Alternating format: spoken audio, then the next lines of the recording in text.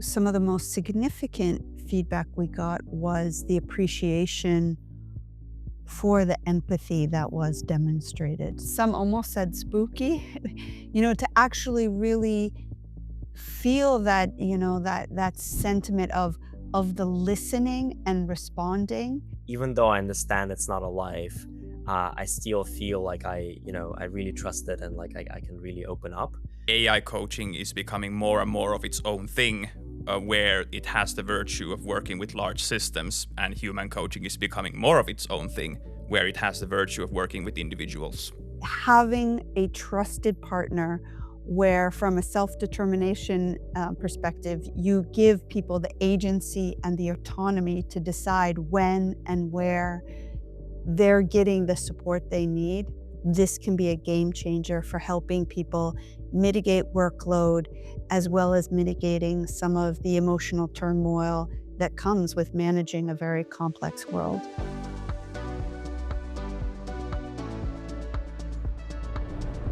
Hello, everyone. Welcome to Pandatron's podcast, Ready to Transform.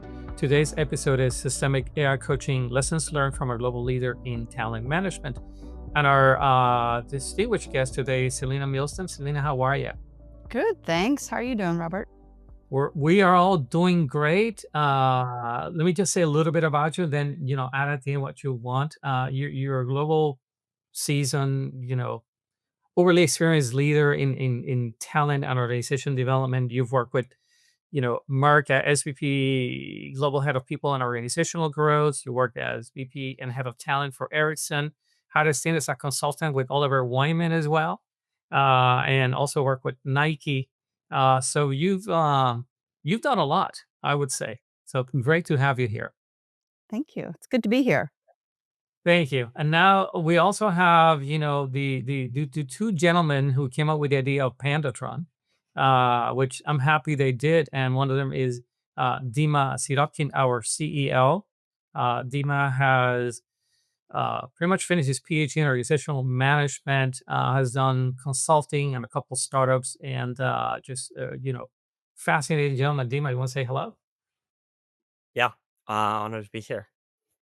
Thank you. And then Lauri Paloheimo, who is Dima's co-founder and the master between our content, the man that comes with the frameworks, the man that when he puts stuff together, I need to put it in ChatGPT and tell it, make it simpler for me because his constructs are fascinating to me. So thank you for being here, Lauri, in our podcast. Thank you, Robert, and congratulations! Like, you're learning to spell my last name like I properly. know, Like, right? yeah, it's getting right. Like, Yeah, well, because it's like before it was like this Lauri Paloheimo, but now it's actually like spot on. I It's could good job. impressive, still call actually. you Larry from time to time, so we're clear. That's fine. So let's get straight to it. Selina, in one of your previous, executive roles, you actually worked with Pandatron on a project using, AI coaching. Um, what led you to that? I mean, you've worked in organization development, leader development. You've seen the traditional methods. What kind of led you to say, "Hey, I want to try this experience"? So working in change and transformation, and particularly at Ericsson, working in a technology organization, the focus was about the people. But what got me really excited was actually that intersection of how technology can drive change with scale and speed. And so as generative AI came on the market and we got to see how people were using it in a more meaningful daily basis to answer questions, what people, still mistakenly sort of think is sort of kind of a hyped up Google search, that opportunity actually to have dialogue with a generative AI that's constantly learning and able to get responses that are both scanned across the data and evidence sphere to really get real information was super exciting to me. And so being able to have that in a coaching augmentation was something that sounded really exciting. And I wanted to see how we could leverage that in an organization to really increase leaders' capabilities within, particularly times of change and transformation. So you're kind of saying, this Gen AI came out and you want to be sort of on the leading edge of what's happening there because you see an opportunity. But then you talk to Dima, and Dima, as her CEO, what in your worldview, what did you hear from Selena? And you say, okay, here's what I think she needs, and here's how I think we can do something for her. I would say the main task that was put in front of us was really closing the gap between the client's stated values, particularly around customer obsession and open disagreement, I remember, and the employees' day to day experience, right? Helping them better understand and implement the company objectives. So it was both around, alignment around the company's values, but also, I mean, broadly, the company's strategy. Okay, and Selena, back to you for a moment. You wanted to get into Gen AI, right? Because you saw it coming, but it's still a big leap, right? Most people that I talk to, it's like they're all, as I like to say, they're moving from the combustion engine to the EV, and this whole AI coaching thing. I say that it's like flying a drone on hydrogen by itself is zero waste and completely safe. It's so different. What I guess I want to take a deeper dive. What made you decide, are you that adventurous, or did you see a clear positive value on trying something so different than what you were doing before? What made you take that real leap, which is hard when you did it? Well, actually, Robert, I think it was probably both. I think having the conversations with Nima and talking around the possibilities really helped to frame it as, okay, let's do an experiment. So it wasn't like this huge investment at the beginning, both either financially or taxing on sort of employee and leader time. We made a very thoughtful decision around how to do some experiments at different levels of the organization to test it out. We also spent quite a bit of time talking about the framing, and we were quite thoughtful to not say, "Oh, we're gonna get rid of executive coaching or replace coaching in the organization." We really very intentionally used the word augmentation because some people get really attached, those executives who have had executive coaching for a long time, and they really feel like, that person really helped me to be what I am today. That could never be replaced by Gen AI. It's very difficult to just tell somebody, well, actually, yes, for the most part, they can. It's much more fluid if we let people experience. And so instead of telling people that the generative AI actually could demonstrate empathy, we let them experience it on their own. And I think that that was a big key of it not actually being such a leap, that it made it quite fluid for us to do an experiment and then let the leaders tell us what their experience was instead of us telling what their experience would be. That's really good. And I guess I came to AI coaching as a skeptic as well, coming from talent management, and I was really fascinated by the experience. Lottie, I want to go to you, right? So Selena has done in her organization's traditional coaching, leader development. When you think of the AI coaching and systemic coaching framework, what kind of blind spots were you hoping could be uncovered that perhaps traditional coaching were not uncovering for the organization? Absolutely. Um, well, first of all, I do believe that this is definitely about augmenting and also, in a sense, working with the very unique value proposition. Because if we think of a long-term relationship with an executive coach, like, sure, that provides unique value for an individual. However, when we talk about this large-scale alignment between the organization's core strategy and core values and first principles and what the leaders are actually doing on the field, which has a ripple effect throughout the organization. That is a perspective that no individual coach can take because I think you can max work with maybe 15 to 20 people, and even that is already quite a lot, to be honest. So our purpose and our job, in a sense, is to provide this what I call scalable depth, which is, for example, in this instance, providing the space for leaders to actually think about what does it mean to take responsibility, what does it mean to go beyond your limits, what is actually like stopping you, and how would I say, and that's where actually I see that AI coaching is becoming more and more of its own thing, where it has the virtue of working with large systems, and human coaching is becoming more of its own thing, where it has the virtue of working with individuals. And if I could pick up on something that Lauri said, because it's important around going to first principles. And I think as business leaders who are looking at bringing technology in, having some really meaningful conversations that are first principles based with the executive team to really understand what is the problem that we're solving for, I think is fundamental. And the answer won't always be coaching.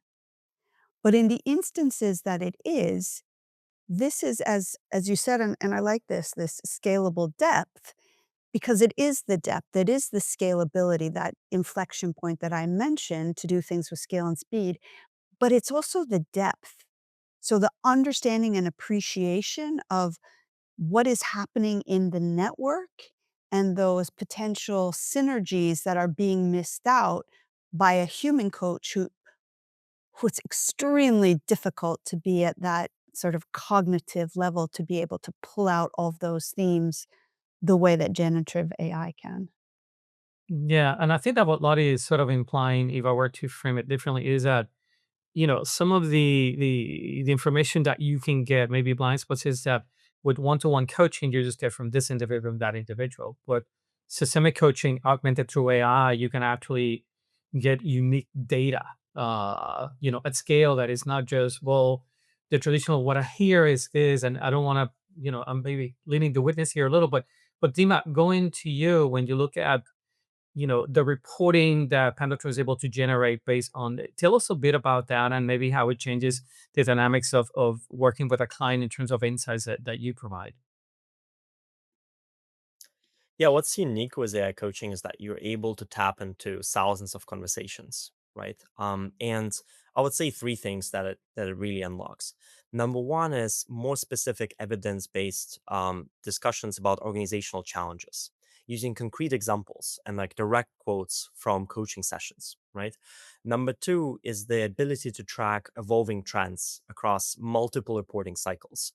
So with Selina and with the client there, it wasn't just one report, but it was kind of repeating months after months, getting kind of deeper into what we're seeing happening there. And finally, quantifiable metrics on employee behaviors, moods, engagement that could be measured continuously rather than at like fixed intervals. And one example for their case in particular is where it allowed us to have deeper understanding on the gap between the stated company values and actual employee experiences, particularly around some specific values. So we were able to sort of tap into specifics even more. Interesting. Now, Lottie, let me go to you again. And I mean, you're seeing some of these dialogues. Of course, they're all anonymized, right? But as you're going through that specifically within this case, what surprised you about the stuff you read, as maybe as it relates to values or for other things? What did you go, oh wow, this is amazing? It wasn't that much of a surprise, but it was more of a confirmation of what I thought would emerge, which is that when you have, for example, a big list of these organizational values, they are not self-evident. They mean different things to different people, and to many people, they are very ambiguous of what these mean, which basically gives the AI coaching this task of helping people to define what these values could mean for their work, which then eventually leads into this kind of like a peeling process where you start from the more abstract, then you get into the more concrete challenges. For example, in this instance, people starting from the values, but then they start trusting and developing relationship with the AI. They start talking about their stress and emotional management and so on and so forth. And then we go even deeper. And after that, we go into the actual leadership strategies and tactics. So, and it's a process that unfolds over time through the interaction, both on a micro level, where the individual employee develops a relationship and the AI makes a more personalized approach, but then also on the macro level, where we are able to update the prompts based on the reporting that we collect to make it like more and more customized based on the unique value that the organization is really needing. Because we don't know that in the beginning. And I want to go to Selena for a question, but I do want to make clear because it's a misunderstanding. People sometimes think that AI coaching is taking over uh, human jobs, and I believe that what we do in AI coaching is improving human relations because we provide the opportunity for that deep personal reflection. And to that point, Selena, as you talk to people that were engaging in this exercise in that organization, um, any aha moments that you talk to them and say, I discovered this about me, I discovered this about the organization, I had never had this kind of an experience, something that maybe calls your attention. Mm. Well, I think I alluded to it before. I think some of the most significant feedback we got was the appreciation for the empathy that was demonstrated. So I think there was a held belief that somehow they wouldn't get that mirroring that they did with a human coach. And they were really pleasantly surprised. Um, some almost said spooky, to actually really feel that, that sentiment of the listening and responding and knowing when to challenge and when to sort of give affirmation, confirmation. So I think that they were quite surprised because some of the resistors made comments before around like, oh, well, there's something chemical that happens between people and you just know, which of course we know from the science is true, but that doesn't need to be explicitly in a coaching engagement all the time. They were also really, given the constant learning that was happening that both Dima and Lauri alluded to, is that it was using the language of the organization. So it wasn't generic because often people feel like it's sort of you're an outsider comment. There's words that we use that are sort of artifacts of a culture, but we had already inputted that into the tool. So it mirrored that experience, which was very, authentic for those in the coaching experience, that it was like, and that is something that one of my colleagues would say. That is something they're hearing what it's like to work here without it being sort of this generic, in corporate environments, a leader should always, it was actually in this organization at this inflection point, this is actually what makes sense. And I think that that's what really resonated for many of the skeptics who became believers and really reinforced those who were already sort of early adopters and excited about So, it. so what you're saying is there is a sense of you feel that the AI coach is relates to you, and I think that's part of how we like to say that if you reach vulnerability sooner with an AI coach, there is you don't find these preconceived notions about you. You don't think they're there because you're not talking to another person, and it allows you to get there sooner to that vulnerability. Um, that experience, Dima, is this something we say Selena's experience in our organization is like a constant you see in other organizations, or how does that play out in other organizations? Yeah, I feel like it's one of those like constantly repeating themes, for sure. I think we had a client in Australia where the user said something along the lines of like, even though I understand it's not alive, I still feel like I really trust it and like I can really open up. And I think what makes sense when you think about it, it actually makes sense because in a way you're not afraid of the judgment. So the way to think of it is almost like an interactive diary, almost like more than a coach per se. And when you're not afraid of the judgment, then it's easier to open up. But yeah, it's definitely one of those themes like and just to like riff on like other kind of patterns and something we've seen with this client too is every time we come in and there's like a specific task, right? And then we end up with like, okay, everyone is working at their limits and like people are typically overloaded. That's like typically every organization and this organization too. And again, like typically, communication is a challenge. Every organization communication is a challenge. This case as well. So yeah, it's very interesting to see how certain things are definitely, repeating across, and it gives me hope that we could actually address them. Because if everyone would have totally different things, that might be challenging. But in this case, Yeah, to um, piggyback on that note, like in our episode we did with Barry Schwartz, like there we kind of came to the conclusion that there is this assumption that people around people in the workplaces are by default these empathetic, good listeners.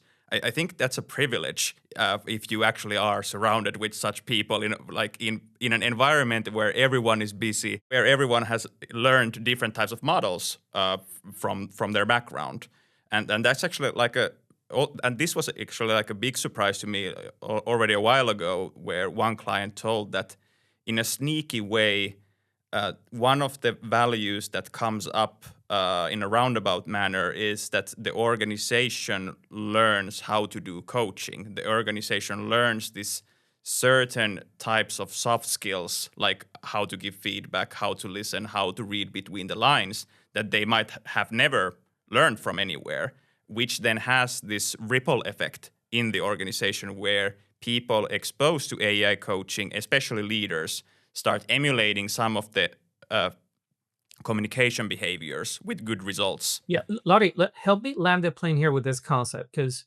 I think it's very important, right? There is coaching, which is one to one. There's AI coaching, which tends to be one on one. And I think that the Pandatron differentiator is that we talk about leveraging AI to deploy systemic coaching. Can you explain a little bit the difference and why it's meaningful for organizational results, if you will? What basically makes something systemic is understanding that we live in a context that is bigger than ourselves. Usually in coaching, we like to reduce everything to behaviors, mindset, etc., etc. We think about this atomized individual who Right? is somehow enclosed from their environment. In systemic coaching, we start from the assumption that you are constantly influenced by people around you. What how people talk about things in the organization matters. Like you share some kind of a context together, and by understanding how you are influenced in this context and also influencing this context is what actually drives change in a meaningful manner. Which is, for example, what Selina was saying, that how many people were surprised that it spoke their language, and that is like precisely what is needed in a systemic approach. We are not enforcing people into this psychologizing language that is usually what many individualistic coaches do, but instead we blend in to the social and symbolic context and work from there. Which is yeah, this is such a beautiful point for any leader listening and thinking about bringing into their organization. So it's like really clicking for me here because if you think about if we were to like say everybody should do 10 push-ups every day, we would see systematically that people would on the margin be getting slightly stronger, right? And this is like the same thing, which is so cool if you think about then the scalability of the AI tool is that one of the big reasons I also brought it in was because I believe in democratizing this offer. I believe in giving the opportunity for not just senior executives or not just people who we want to invest significant amount of money, but anybody who has the motivation, determination, willingness and eagerness to learn and grow that they're offered this. And think about that ripple effect then that was just explained from a systems theory perspective. If we get everybody actually engaged just a little bit, practicing on a regular basis, you see it come through. We're getting quote unquote stronger at those coaching skills, or maybe even just listening skills, or maybe even just inquiry skills around listening, which is directly impacting the human experience that is organization. So I Yeah. think if anybody is like listening and thinking about, what is actually the ROI, which of course in all these things, everyone wants to know, okay, what are our KPIs and what are our ROI here? If you use that example to an executive team around the investment needed versus the potential return of actually establishing a habit in an organization, which is super difficult, by the way. We all know our own habits that are difficult to actually stick with.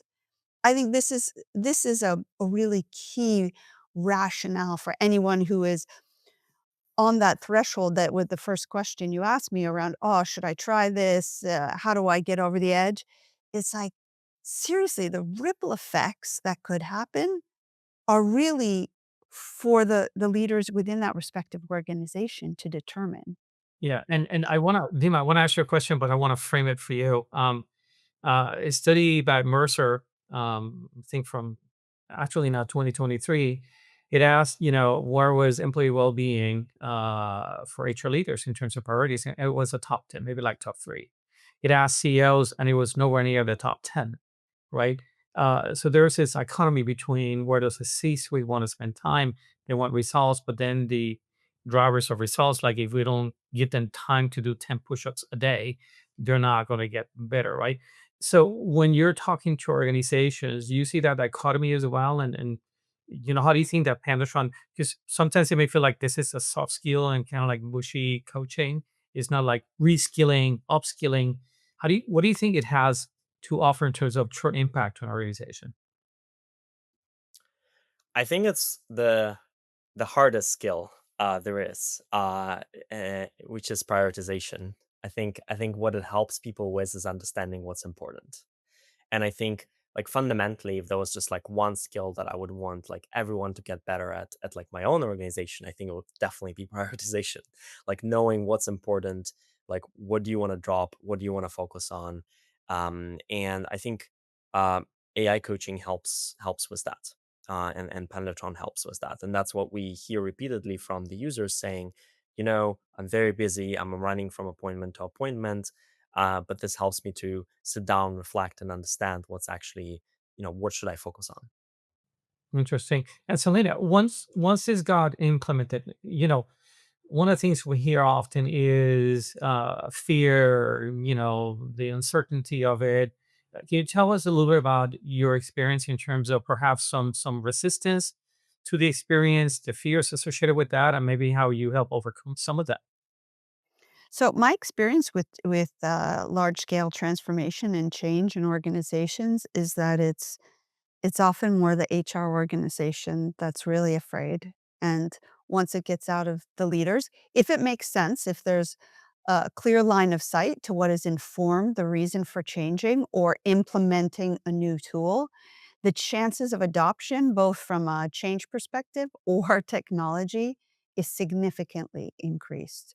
So I think the angus about sort of like the security of it, the will it be able to demonstrate empathy, came more from inside the HR organization. So I would really encourage other HR leaders to not sort of impose that worriness, because you have a real opportunity to be a business hero here, to really make significant changes to well-being, to really make significant changes to people coming more prepared to their meetings. So again, as Dima mentioned, this prioritization, really giving them an opportunity to be more thoughtful and reflective instead of emotional in their responses, particularly during times of stress.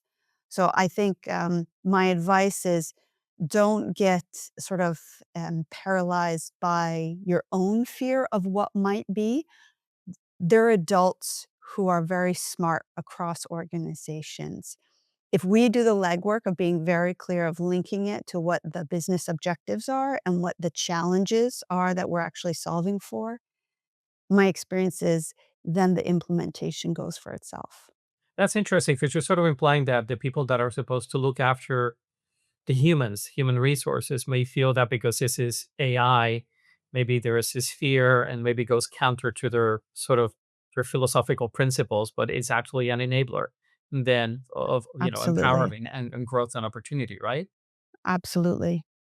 Yeah. And so Lottie, when going back to your experience, not just building, our frameworks, but also as you see the dialogues, to Selena's point, do you see in the anonymized conversations any concerns or fears about the AI coach? Or is it more like an endearing, welcoming, or maybe it's a bit of both, right? Or maybe it over time it changes.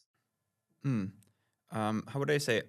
There's very little, how would I say, at least explicit fear that I see, because usually, like, there is, we do a good job at the beginning of informing how the data works, like where is it stored, how does it flow, and so on and so forth. But there is skepticism for sure, like usually at the beginning, which is something that the coaching approach welcomes. It actually like start from the assumption that the person is going to be skeptical, because I think those are the people who would benefit the most from this type of an approach. And by working with this so-called resistance or skepticism and understanding what is driving that, you usually actually get in touch with what people are expecting, what are they valuing, which they are just not directly communicating. And the AI is prompted to read between the lines and get into what kind of value the person is actually looking for this whole thing not to be a complete waste of their time. Yeah.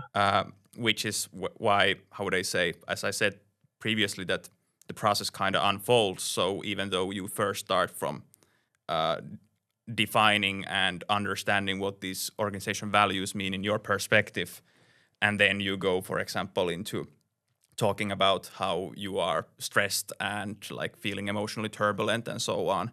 And the AI gives you, for example, different kinds of mindfulness techniques or cognitive restructuring tools. But then eventually, we get into the actual reasons behind why you are stressed in the first place, which can be related to the workflows not being that efficient, or there actually being too many meetings that you are running back and forth, and expectations that are just not realistic. And that's, I think, why I see very often that wellness and efficiency are actually, to me, two sides of the same coin.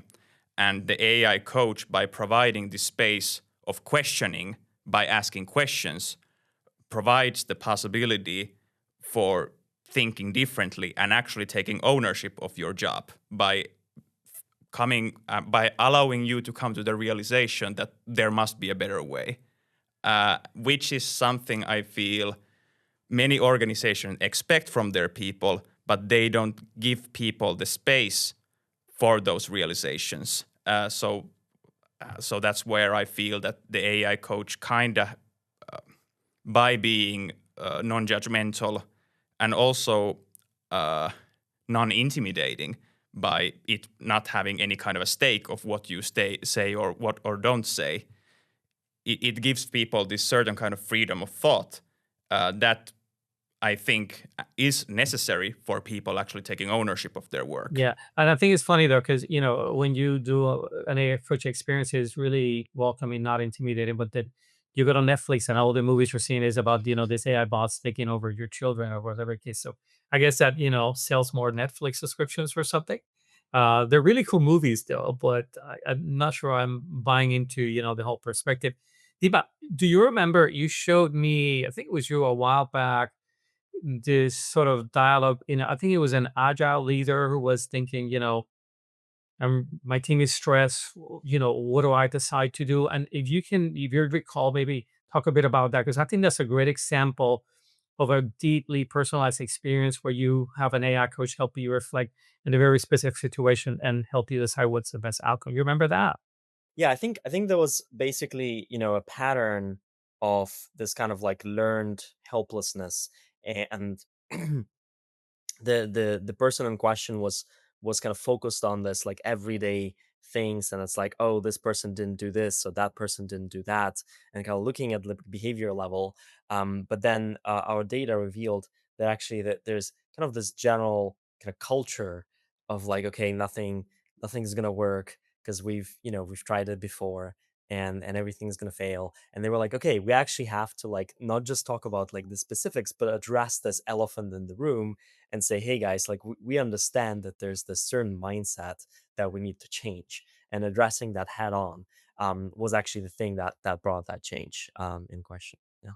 Interesting, interesting. Well, I think it's the space for self-reflection is, I think, undervalued. Even in today's world, what you hear from a lot, Selena, from HR leaders is upskilling, reskilling, upskilling, reskilling, upskilling, reskilling, upskilling, reskilling. Did I say it enough times? That's all I hear, right? But what I don't hear is pause for reflection and find your personal why in support of corporate strategy. Could you maybe from your vantage point as a talent strategist and executive, could you maybe express what you think may be the value of using a bit of time for that versus just getting trained on new skills?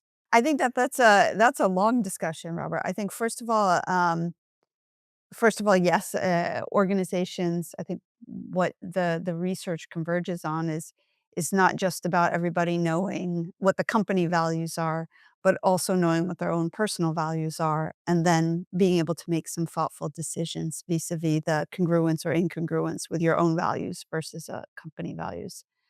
I think in general, we are hearing a lot of noise and trends around skills and skill development.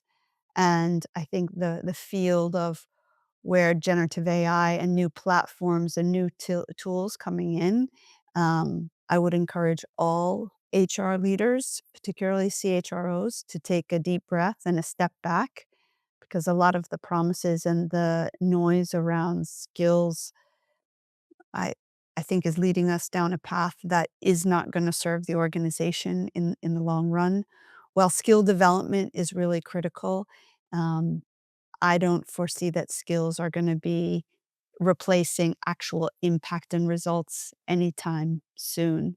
Um, so I think the opportunity for um, giving space for individuals to learn and inquire with an intelligent architecture that generative AI and an AI coach can actually offer will give much better results than X number of hours learning a particular skill that you don't necessarily acquire that skill just by listening to hours of webinars.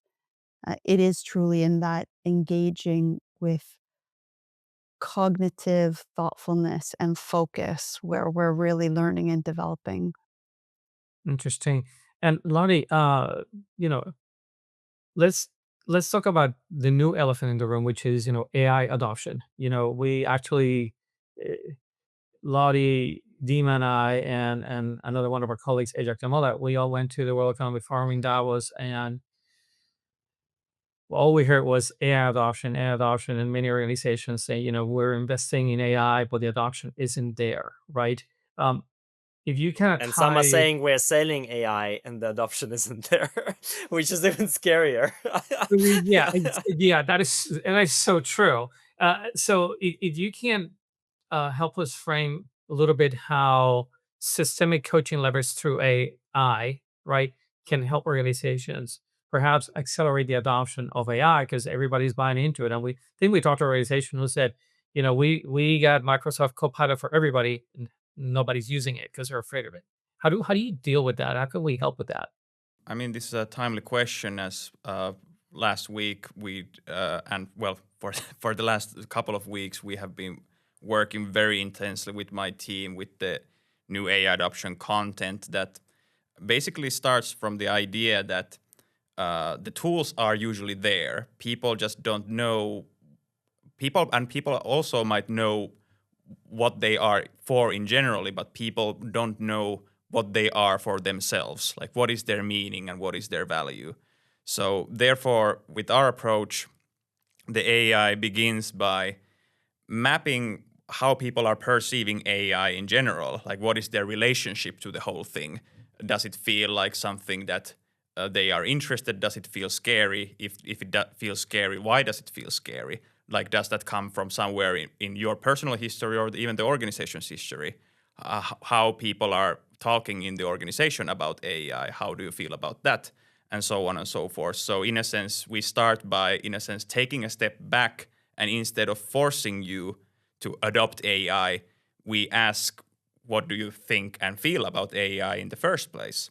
After this is done, we can go to the question of, okay, so where could AI make your job easier? What is something in your work that is frustrating to you or causing stress or anxiety or just feeling stupid and wasteful of your time? Everyone has those types of. So Yeah, let me go stop on. you there for a moment because I want to tie it together to Selena because we talked about then. So the upskilling, reskilling would be like the AI tools. The reflection, which is what you're talking about, then is giving people a moment to sort of reflect on the how, the why, etc., which is sort of the missing link. And I think that's what Laudi is reflecting on, right? Am I am I reading you right, Selena, when it comes Yeah, to that? absolutely, absolutely. Yeah, yeah, exactly. So in a sense, like we are trying to go to the very difficult question that no one can provide an answer for outside of yourself, which is like, what does AI mean for me and my work and my professional identity, not just now, but also long term? How am I going to leverage AI in my work to get where I want? So in a sense, we align with what you personally value and prefer with what is out there. And then, after you in a sense have figured out the why, and also a little bit of the how, the what, which was already provided by the organization, becomes way more salient to you. So in a sense, we build a bridge between these two worlds. Beautifully said. Now we're running short on time and I do want to wrap up with a few questions. Dima, I want to go to you. Um, what did you learn from this experience working with Selena in your previous organization and lessons learned? What do you think as you go forward that you're applying the same or maybe different with other organizations you're working with? I think number one is what Selena mentioned about democratization. So what we learned is that we really should give it to middle management and everyone below. And really the beauty of this is in scaling the approach. So I think that was one big learning. And then the second thing is something that we're implementing with many clients is just that like there's a lot to build here, and we are very excited about like where the technology is going. One of the examples would be voice, where like I personally noticed that I'm using it, like the tool, like twice more than I used it before, simply Right. because like talking to it is so much simpler than typing things.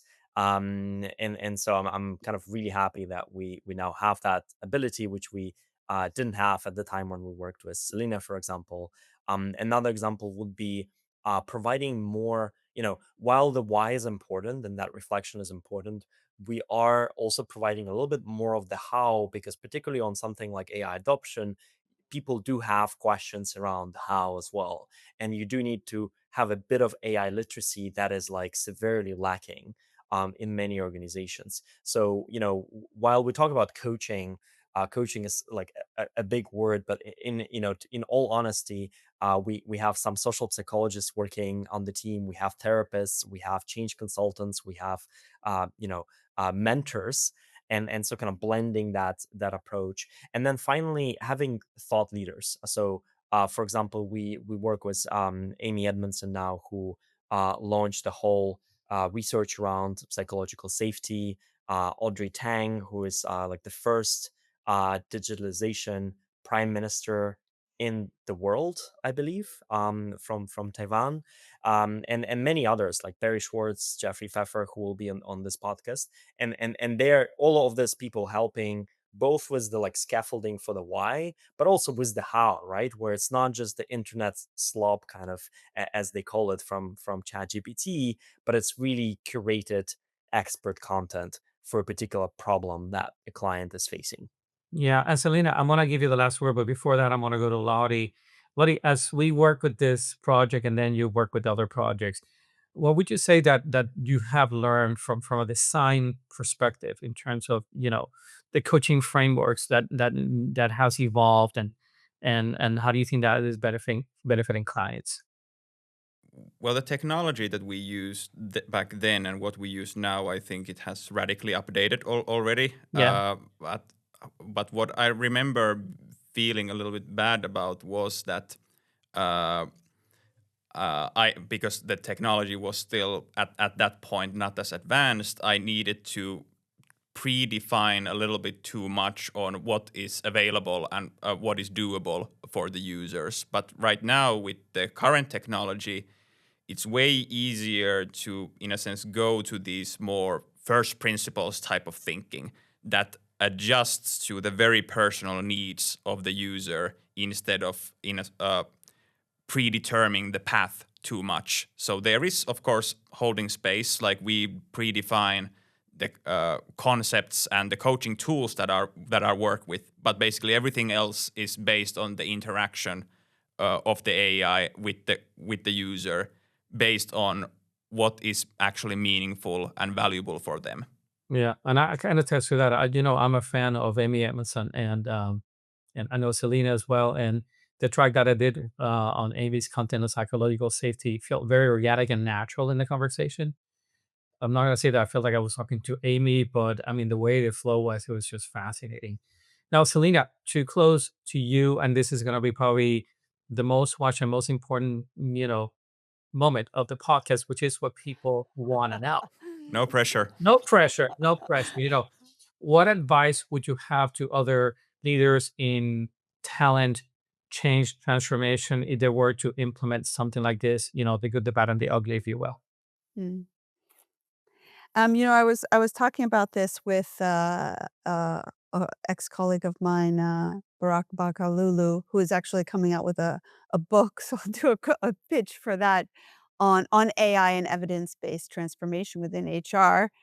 And it just it resonates so much because one of the things we were really talking about, if we could do it again at our respective organizations, there would be, first we would get really clear on the use cases, because the use cases can stay the same as the technology and the learning and the platforms are evolving and things are changing. I mean, the generative AI space is it's learning quickly.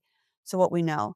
The second thing would be to not overload the system. So don't come in talking about all sorts of new platforms or initiatives, because the reality is that where organizations need to catch up is having people who are really at the intersection of understanding HR, understanding people processes, and understanding the technology. And I think that that's beautiful with Lauri and Dima here, that it's like you have that, and that was fundamentally part of the backbone of how Pandatron was built.